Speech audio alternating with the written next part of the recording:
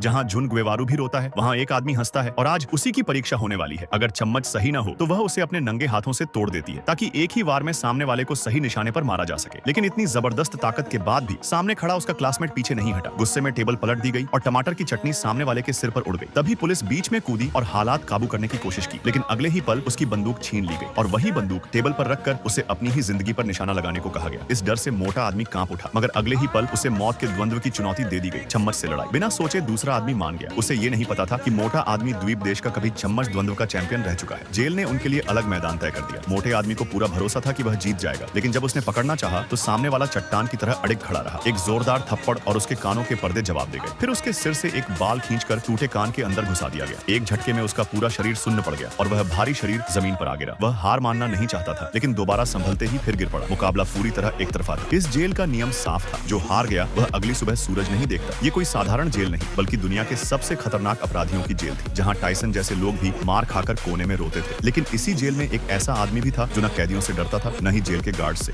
उसका नाम था जून ग्वेवारू। वह गार्ड्स के सामने अकड़ कर बैठता और बाकी कैदियों से अलग शान से खाना खाता था। पूरी जेल में सिर्फ 2 लोग थे जिन्हें यह रुतबा मिला था, वह आदमी और ओलिवा। यही वजह थी कि लोग अपनी जान दांव पर लगाकर उसी आदमी को चुनौती देते थे। और आज रेनिया भी वही रुतबा हासिल करना चाहता था, लेकिन उसकी मार्शल आर्ट देखकर जून ग्वेवारू ने सिर्फ एक ही बात कही, तुम अभी बच्चे हो।